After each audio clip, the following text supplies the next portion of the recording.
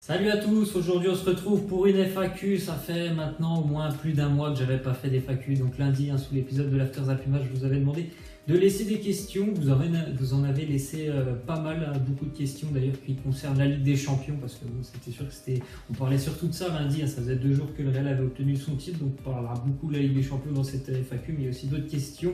Donc on va démarrer comme d'habitude le procédé. Il va me poser les questions. Je vais répondre, c'est parti.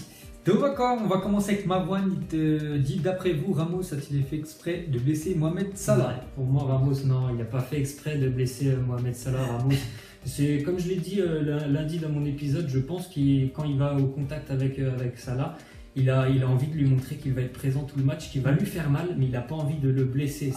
C'est complètement différent. Il n'a pas envie de le blesser, il a envie de lui montrer qu'il va être là, comme sur tous les matchs. Ramos, c'est quelqu'un qui est solide sur le bonhomme, et il a envie de lui montrer après. La faute, pour moi, c'est carton. Il y va volontairement, il a envie de l'emmener, de lui faire mal, mais pas de le blesser. De lui faire mal, de lui faire comprendre qu'il va être présent tout le match, mais pas de le blesser. C'est différent, c'est deux choses différentes. Donc pour moi, non, pas le blesser quand même. Moi, je suis même avec toi, il fait pas exprès. Tu fais jamais exprès de blesser un coéquipier, enfin, même si c'est un adversaire. Voilà, t'as pas envie de le blesser.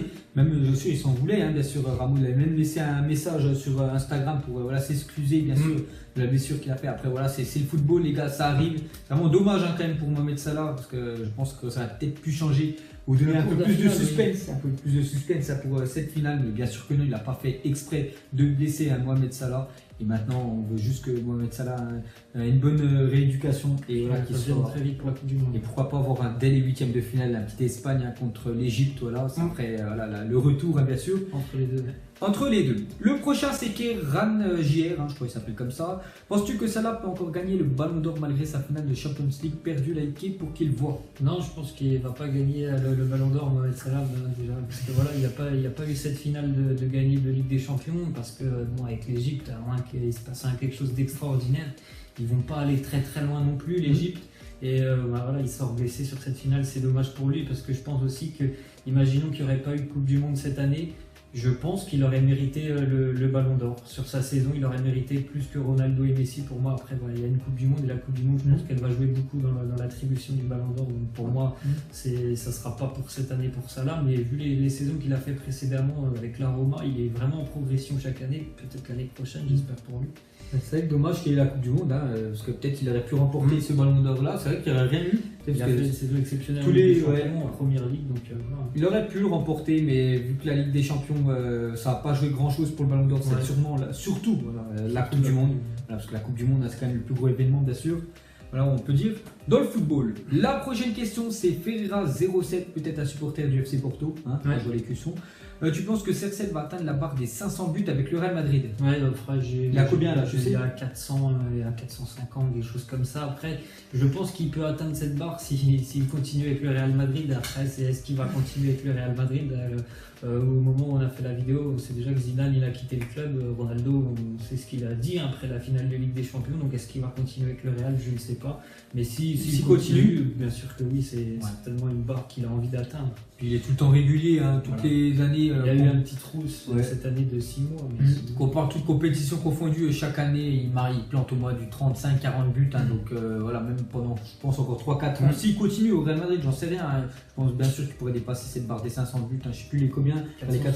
450, ouais, je pense qu'en 2-3 ans, s'il continue avec le Real, il pourrait la battre. La prochaine question, c'est Zarco Jaguar. Dis-moi pourquoi Real Madrid est toujours fort. Donc, bonne question. Toujours fort, parce qu'ils ont une équipe qui change très peu chaque été. Ça fait 3 ans qu'ils gagnent la Ligue des Champions. Et si vous reprenez à chaque fois les 11 titulaires des 3 finales de Ligue des Champions, vous allez voir qu'en gros, sur les 11 joueurs, je ne sais pas s'il y en a au moins peut-être 9 à chaque fois, c'est les mêmes. Donc c'est une équipe qui se connaît très bien, qui joue depuis de nombreuses années ensemble. C'est une équipe qui joue de nombreuses années ensemble, mais en plus de ça, ils ont les meilleurs joueurs du monde actuellement à toutes les lignes presque. Donc après, en plus de ça, ils avaient un entraîneur qui était capable de les surmotiver pour cette Ligue des Champions. il y avait tout de réuni dans cette équipe pour qu'elle, à chaque fois, elle remporte ce titre en Ligue des Champions. Voilà, il n'y a rien d'autre à dire, elle était tout simplement trop forte. Et pour revenir à ce que tu as dit, tu sais, les 3 dernières finales de Ligue des Champions, il y a juste un joueur quand même qui n'a pas fait les autres finales, c'est juste Pepe, qui l'avait fait en 2014, quand ils ont gagné contre l'Atlético, tu te souviens, 4-1.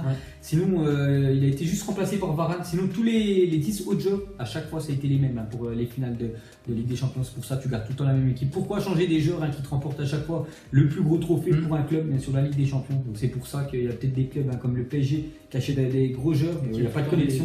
Alors que ça va très très bien. Et pourquoi changer et acheter des autres joueurs? Une autre question de Malcolm Oliveira. Est-ce que grâce aux bonnes performances de Gareth Bale et Karim Benzema en finale de Ligue des Champions samedi soir, le Real se dit peut-être qu'ils n'ont pas besoin de les remplacer et qu'ils vont continuer encore une saison de plus avec le même effectif? Tu as vu, c'est un peu ce que j'ai dit, vas-y.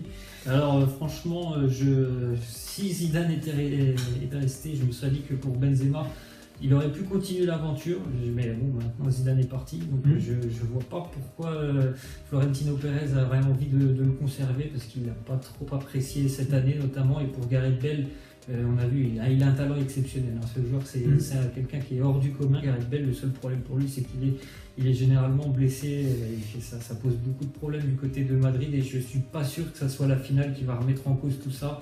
C'est sûr que sur le match, les deux, ils ont été énormes, les deux. Mais je pense que personne ne va oublier, surtout les dirigeants, ne vont pas oublier la saison compliquée.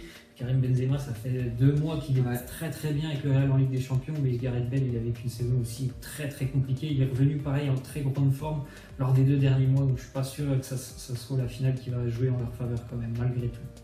Ok, la prochaine question, Ivan Barça, penses-tu que l'Argentine ira loin en Coupe du Monde avec la dernière de Messi? On ne sait pas encore si c'est la dernière Coupe du Monde à Messi, la dernière de Messi. Après, moi j'ai déjà dit, l'Argentine pour moi ne m'impressionne pas, mis à part offensivement où il y a des très bons joueurs. Je trouve que c'est pas une équipe qui est voilà, comme on l'a dit, qu'il n'y a pas de connexion. Je les ai surtout vus jouer pendant les éliminatoires en Amérique du Sud, et franchement, j'étais pas impressionné du tout par l'Argentine. Après, la Coupe du Monde, bien sûr, c'est autre chose, mais moi, je les vois pas aller très très loin. Je ne vois pas, par exemple, en demi-finale, je pense qu'ils ne seront pas en demi-finale. Il y a beaucoup trop de problèmes, notamment, il y a une attaque qui est très très forte, mais après, derrière, ça ne suit pas du tout. Je ne sais pas si tout le monde se souvient du dernier match amical entre l'Espagne et l'Argentine. La défense de l'Argentine, ça fait peur quand même. Je les vois pas aller très très loin quand même. Moi j'espère juste qu'ils terminent en premier de leur groupe et que la France termine en première de son groupe. Comme ça on les rencontre pas, parce que le groupe de l'équipe de France rencontre le groupe de l'Argentine en 8e. Donc il y a Argentine-Croatie qui devrait sortir dans le groupe. Et nous c'est France et Pérou normalement. Donc il faudrait éviter l'Argentine. S'ils terminent 2e, ça ferait France-Argentine, et je suis sûr qu'ils pourraient battre cette équipe de France. Voilà, on verra. Ensuite, une question de Marc. Donc pour toi, l'OM sera plus fort la saison prochaine? Ouais, Marseille, ils ont fait vraiment une belle saison. Je pense que tous les supporters sont déçus parce qu'il n'y a pas la Ligue des Champions, parce qu'ils ont échoué en finale de l'Europa League. Mais malgré tout, c'est une très très belle saison quand même pour Marseille au début de l'année. Quand ils avaient pris, je sais plus, 6-1 à Monaco, des choses comme ça, et tout le monde se disait ça va être une saison galère, et au final Marseille ils ont fait une super saison. Il y a un groupe qui est sorti de cet effectif. On a vu vraiment qu'ils avaient une âme, cette équipe. Tous les points qu'ils sont allés chercher dans les derniers instants en Ligue 1, ils n'ont jamais rien lâché. Marseille, ils n'ont pas été ridicules, comme par exemple face au PSG, au Vélodrome, même à Paris, ils n'avaient pas été ridicules. Donc c'est plutôt une belle saison, et je pense que tout ça rend que Marseille sera encore plus fort l'année prochaine. Et je pense aussi que ça va aider certains joueurs à venir. Donc je pense que ça ne sera pas des grandes stars parce qu'il n'y a pas la Ligue des Champions, mais ça peut aider des très bons joueurs quand même à venir à Marseille, et je pense que l'OM sera encore plus fort la saison prochaine. D'accord. La prochaine question, il s'appelle j'ai cru Baptiste. Donc salut Rubinho, pour toi Ruffier mérite-t-il d'être sélectionné en équipe de France? Continue tes vidéos, c'est génial. Merci déjà, et puis je pense Ruffier, pour moi Ruffier il mériterait d'être numéro 2 en équipe de France.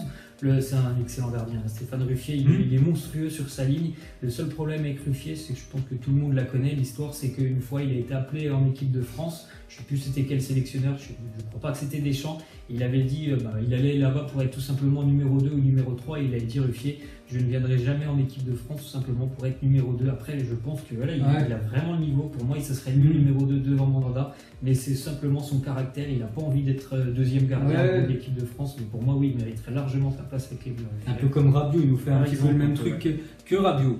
La prochaine question, c'est Ralph, cette fois-ci pour vous, qui fait la meilleure saison individuelle entre Messi et Ronaldo et qui mérite plus le ballon d'or?